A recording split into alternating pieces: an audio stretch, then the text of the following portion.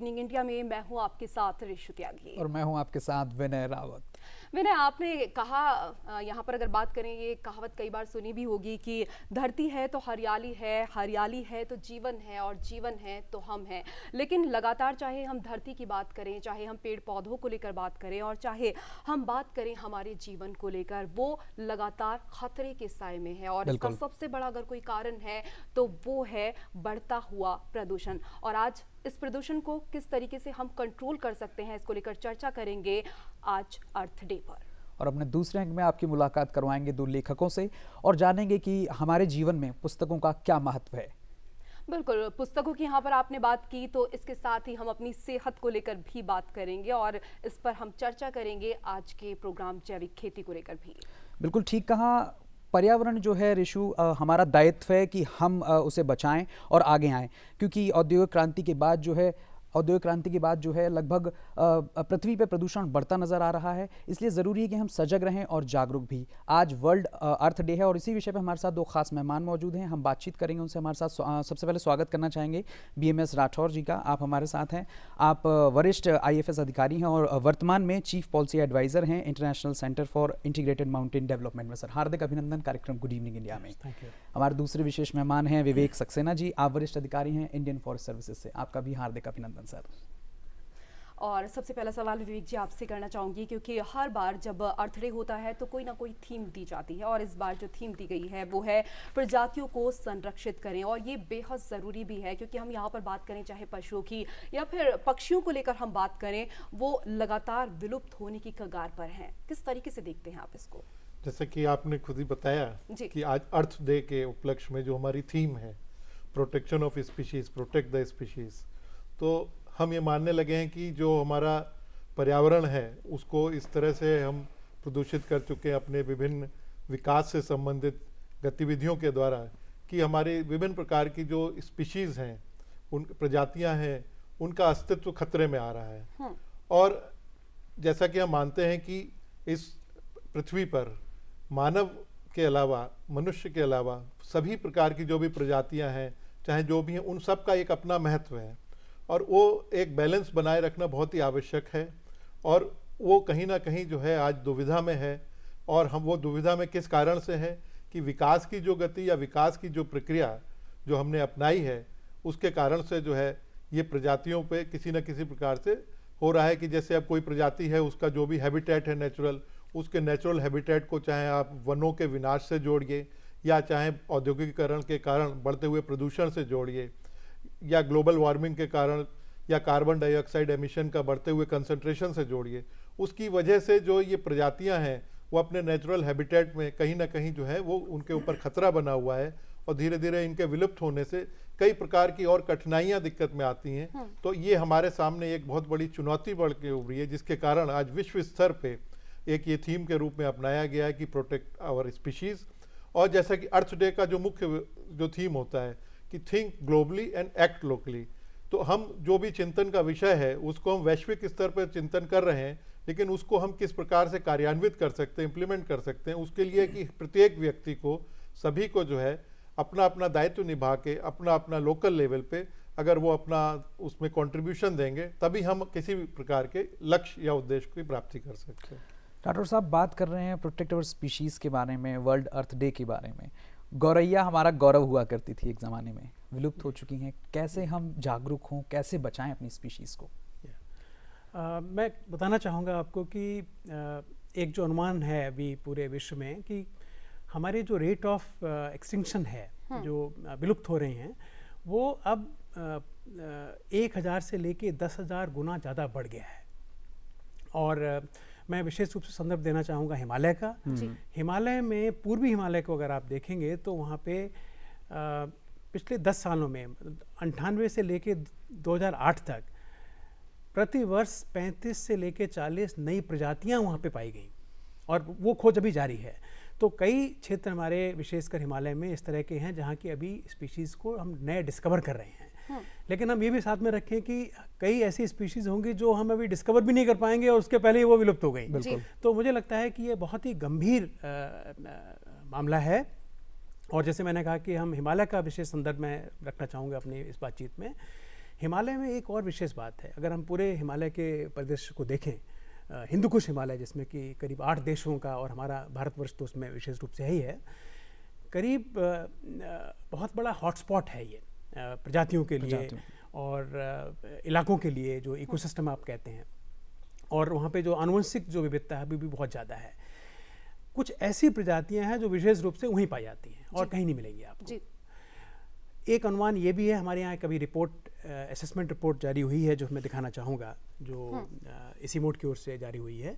ये भी एक आकलन दे रही है कि 2100 तक अगर हमारी जिस तरह की हमारा अभी वर्तमान में जो कार्यशैली है, लाइफस्टाइल हैं और विकास का जिस तरह की अवधारणा है, उसमें अगर हमने बदलाव नहीं लाए तो ये निश्चित रूप से करीब प्रोजेक्शन ये है कि हमारी जो ऐसी प्रजातियां जो केवल हिमालय में मिलती हैं उनका खाली एक चौथाई वहाँ से ख़त्म हो जाएंगी। बिल्कुल सही कहा आपने, और बदलाव जो है वो लाना बहुत ज़्यादा ज़रूरी भी है, और इसीलिए आज हम सब बैठकर यहाँ पर चर्चा कर रहे हैं, और वाकई बहुत गंभीर विषय भी अपने आप में है। यहाँ पर विनय ने जैसे बात की गौरैया को लेकर कि कभी वो हमारा गौरव हुआ करती थी, अगर यहाँ पर हम विवेक जी बात करें तितलियों को लेकर, तो तितलियों के पीछे बचपन में हम उनका पीछा करते थे, उनको पकड़ने के लिए घूमते थे, लेकिन आने वाली पीढ़ी कह सकते हैं कि शायद उनको तो तितलियां देखने को भी नहीं मिलेंगी।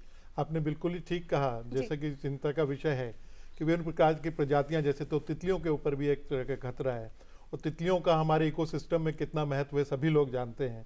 तो इसके बारे में भी अब आजकल ज़रूरत है कि सभी को जागरूक करें, विशेष रूप से युवा पीढ़ी को, बच्चों को। तो जैसे बटरफ्लाई की बात करते हैं तो कुछ ही स्थान पे बटरफ्लाई पार्क भी आजकल बनाए जा रहे हैं शहरों में, क्योंकि कई बार होता है हम लोग पुराने टाइम में तो देखते थे कि अपने बचपन में तितलियां आसपास देखने को मिल जाती थी, और जैसा कि आपने कहा तितलियों के पीछे हम लोग दौड़ते थे, खेल होता था। तो अब जो है कई बच्चों को जो है तितलियां खाली अपनी पेंटिंग की जो है उनकी जो बुक्स होती हैं, क्लास वर्क मिलता है, तो उसमें होता है कि तितलियों को किस प्रकार से चित्रित करके और उनको रंग भरें। बिल्कुल, यानी कि आने वाले वक्त में कह सकते हैं कि तितलियां जो हैं वो हमें किताबों में देखने को मिलेंगी, अगर हमने अभी से सही स्तर पर काम करना शुरू नहीं किया तो। बिल्कुल ठीक कहा आपने, इसलिए सही स्तर पर काम करने, सबको जागरूक करने की आवश्यकता है। हम अपने आसपास के पर्यावरण का संतुलन इस प्रकार से बनाए रखें कि सभी प्रजाति, चाहे वो छोटी हो बड़ी हो, उसको हम बराबर रूप से पूरी तरह से उसको सम्मान देते हुए उसको ये सुनिश्चित करें कि उसका जो नेचुरल हैबिटेट है, उसका जो इकोसिस्टम है, उसको हम डिस्टर्ब ना करें। राठौर जी, प्रदूषण बढ़ता चला जा रहा है, क्लाइमेट में बदलाव आ रहे हैं, ग्लोबल वार्मिंग का एक सबसे बड़ा कारण है। कैसे लोगों को समझना होगा, जागरूक होना होगा कि अगर आप चाहते हैं कि आप अपनी आने वाली पीढ़ी को कुछ दे पाएं, तो इन सब चीज़ों के लिए हमें अभी जागरूक होना होगा और आगे आना होगा। आप बिल्कुल सही कह रहे हैं, ये जो कारण आपने गिनाए हैं वो वास्तव में बहुत ही रियल हैं। एक उदाहरण देना चाहूँगा हिमालय को लेकर, बिल्कुल विशेषकर फिर हिमालय में 23,000 मैट्रिक टन सॉलिड वेस्ट प्रतिदिन जनरेट हो रहा है। और जब हम हिमालय की बात करते हैं, लोग हिमालय में हमेशा से आते रहे।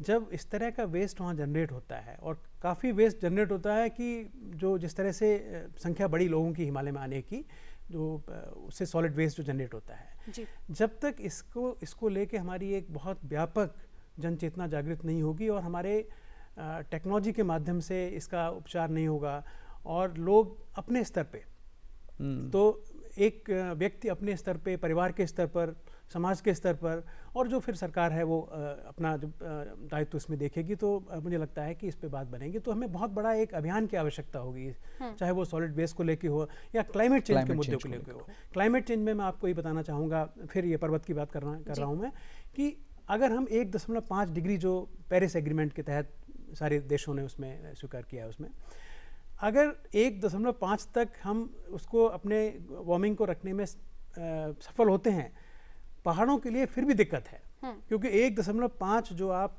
एवरेज करेंगे पहाड़ों पे, वो भी करीब 0.3 डिग्री ज़्यादा बढ़ेगा, और कुछ क्षेत्रों में पहाड़ों में, हिमालय में, वो शायद 0.5 डिग्री और ऊपर चला जाए, क्योंकि वो एलिवेशन जो डिपेंडेंट वार्मिंग है वो उसमें होती है। तो मुझे लगता है कि कई ऐसे क्षेत्र होंगे जिसमें हमें विशेष रूप से ध्यान देने की आवश्यकता होगी, और उसके लिए बहुत ही मुझे लगता है कि एक प्रभावशाली जागरूकता का कार्यक्रम, जिसको हम एक उस रूप में भी कह सकते हैं जैसे हिमालय कॉलिंग, हिमालय एक पुकार रहा है आपको, और इसके लिए आप इसके लिए तत्परता के साथ जो जहाँ पे भी है, जिस तरह का भी स्टेक होल्डर है, वो उसमें अपनी भागीदारी निभाए। विवेक जी, आप कुछ जोड़ना चाहेंगे इसमें? ज़रूर, जैसे कि वेस्ट मैनेजमेंट की बात की, तो वेस्ट मैनेजमेंट जो है आज तो जैसे जैसे अर्बनाइजेशन बढ़ा है, शहरों की बहुत बड़ी समस्या हो गई है हम लोगों के जैसे अर्बन एरियाज में। तो इसके बारे में लोगों को जागरूक करना बहुत आवश्यक है कि हम वेस्ट को एट सोर्स ही सेग्रीगेट करें, कि आपका जो वेट वेस्ट है, ड्राई वेस्ट है, ऑर्गेनिक वेस्ट है और विभिन्न प्रकार का वेस्ट है, उसको हम इस तरह से करें कि जो कि वेस्ट जो है वो पूरी तरह से प्रॉपर सेग्रीगेशन होके उसका प्रॉपर डिस्पोजल हो, लैंडफिल साइट्स पे वही वेस्ट पहुंचे जिसको कि वहाँ पर हमें फर्दर उसको रिसाइकिल करके यूज़ करना है। तो ये एक बहुत बड़ा चुनौती जो है इस विशेष रूप से अर्बन एरियाज़ की बन गई है। साथ ही जैसे पिछले वर्ष आपने देखा होगा कि प्लास्टिक वेस्ट एक गंभीर चुनौती के रूप में उभर चुका है, और जिसकी वजह से जो कि हमें लगता था एक ज़माने में कि प्लास्टिक हमारी सभी प्रकार की समस्याओं का एक सॉल्यूशन के रूप में आ गया है, लेकिन आज वही प्लास्टिक जो है हमारे पर्यावरण के लिए और इस प्रकार के प्रजातियों को संरक्षण के लिए एक बहुत बड़े खतरे के रूप में उभरा है। तो अब हमें प्लास्टिक को भी इस प्रकार से यूज़ करना है कि जैसे सिंगल यूज़ प्लास्टिक को हमें पूरी तरह से त्याग देना है। तो इसके लिए आवश्यक ये है कि हम जो बात कर रहे हैं उसको अपने एक्शन में भी ट्रांसलेट करें, क्योंकि जागरूक करना एक बात है, हम लोग अच्छी अच्छी बातें सुन लेते हैं, लेकिन उसको जब अमल में लाने की बात होती है जब अपने ऊपर, तो उसको अगर हम अपनाएंगे, तो अगर अर्थ डे के अवसर पर अगर हम इस प्रकार का एक संदेश देंगे कि जो हम बात कर रहे हैं प्रत्येक व्यक्ति, प्रत्येक युवा इस प्रकार का प्रण ले कि वो अपने डेली की जो है जीवन शैली में भी ये अपनाएगा कि पर्यावरण के सुधार के लिए वो अपने डेली के जो इस प्रकार से काम करेगा कि पर्यावरण को कम से कम वो हानि पहुंचाए। बिल्कुल विवेक जी, सही आपने कहा। और राठौर जी, अगर हम यहाँ पर बात करें अर्थ डे को लेकर, तो जो हम मैसेज दे रहे हैं, जो संदेश दे रहे हैं, वो सिर्फ एक दिन नहीं होने चाहिए, बल्कि युद्ध स्तर पर जागरूकता इसके लिए होनी चाहिए। क्योंकि आज के दिन की अगर खास तौर पर हम बात करें तो टीवी पर डिबेट्स होती हैं, सेमिनार होते हैं, स्कूल की अगर बात करें तो स्कूल में भी बच्चे जागरूक करते हैं कि किस तरीके से हम अपने पर्यावरण को प्रदूषित होने से बचा सकते हैं। लेकिन अब वक्त वो आ गया है कि हर दिन हमें इसके लिए पहल होगी। क्या कहना चाहिए? देखिए, चुनौती बहुत बड़ी है, लेकिन एक इसमें जो सकारात्मक संकेत हैं वो भी हमारे पास हैं जी। ऐसे न जाने हजारों प्रयोग हैं पूरे देश भर में और आंचलिक स्तर पे भी हैं इसके, कि लोगों ने चुनौती को स्वीकार किया और एक नई रास्ता दिखाया, चाहे वो वेस्ट मैनेजमेंट को लेके हों। हिमालय की एक और बात है कि हमारे यहाँ जो झरने होते हैं वो करीब पूरे हिमालय में करीब 4 to 5 मिलियन स्प्रिंग का अनुमान है, और वो भी ख़त्म हो रहे हैं। लेकिन कहीं सिक्किम में एक नई धारा उन्होंने निकाली, एक नया प्रयोग किया, तो जो समस्या का समाधान है उसके भी कहीं ना कहीं रास्ते लोग निकाल रहे हैं। लेकिन क्या है, वो रास्ते हैं एक छोटे स्तर पे होते हैं, एक प्रयोग होता है और फिर वहाँ पे एक सफलता मिलती है। हमें उस प्रयोग को बड़े स्केल पे कैसे लागू जाएं, उसकी क्या व्यवस्था हो, उसमें सरकार की क्या भूमिका हो, संगठनों की क्या भूमिका हो, बिजनेस सेक्टर की क्या भूमिका हो। मुझे लगता है कि जब ये सारे निकाय और संगठन और स्टेक होल्डर साथ में आएंगे, और वो आपने कहा जैसे युद्ध स्तर पे इसको अभियान के रूप में देखना चाहिए कि हमारे पास क्वेश्चन खत्म हो गया है। तो अर्थ डे में जो हमारे पास जो था वो क्वेश्चन खत्म हो गया है, तो अब वो एक दिन की बात नहीं है, it has to become part of our life. This has to become part of a lifestyle कि हम किस तरह से मदर अर्थ को देखते हैं। विवेक जी, वक्त की थोड़ी कमी है, हम चाहेंगे कि आप चलते चलते दोनों कमेंट्स दें, अपने फाइनल कमेंट्स दें। क्या संदेश है आपका हमारे नौजवानों को, हमारे युवाओं को? युवाओं से ही मुझे लगता है सबसे बड़ी आशा है, और युवाओं ने ही कई हमें प्रयोग दी हैं। मुझे लगता है कि हमें अब वो नेटवर्क्स की आवश्यकता है, युवाओं का नेटवर्क हो और इस तरह के प्रयोगों को आपस में शेयर करें और चीज़ों को लेके आएँ। हमारा जो मीडिया है बहुत स्ट्रॉन्ग है, सोशल मीडिया बहुत स्ट्रॉन्ग है, तो अगर हमें अभियान बनाना होगा तो इन सारे हमें तंत्रों का इस्तेमाल करके और स्वयं के स्तर पे पहले करेंगे हम अपना, खाली बात नहीं करेंगे, करके देखेंगे तो हमारा कन्विक्शन बढ़ेगा और हम बड़े स्तर तक इसको लेके जा सकते हैं। बिल्कुल विवेक जी, जैसा कि राठौर सर ने कहा कि यही एक संदेश है कि हमारे युवा के अलावा समाज के प्रत्येक वर्ग जो है आज वर्ल्ड अर्थ डे के अवसर पर इस प्रकार का एक दृढ़ निश्चय करे, प्रण करे कि हमें आसपास के अपने पर्यावरण को बचाना है। और जो जागरूकता आपके दूरदर्शन के माध्यम से सब हम दूर दूर तक पहुंचा रहे हैं, तो हम सब जो है पर्यावरण को सुधारने के लिए, इसके संरक्षण के लिए पूरी तरह से प्रतिबद्ध होने चाहिए। और जो हम विश्व स्तर पर सोच रहे हैं कि हम स्पीशीज़ को किस तरह से सेव करें, तो लोकल स्तर पर हमारे एक्शन इस तरह से होने चाहिए कि इस जो विश्व स्तर का चिंतन है उस चिंतन को लक्ष्य पूरा करने के लिए हमारे एक्शन ऐसे होने चाहिए कि हम उसमें सफलता पाएं। बिल्कुल। और विनय, मुझे लगता है कि हम दोनों की तरफ से आज यही तमाम दर्शकों के लिए बिल्कुल। मैसेज होना चाहिए, save trees, save Save. Your life. आप दोनों ने अपना कीमती वक्त हमें दिया, आप दोनों का बहुत बहुत धन्यवाद।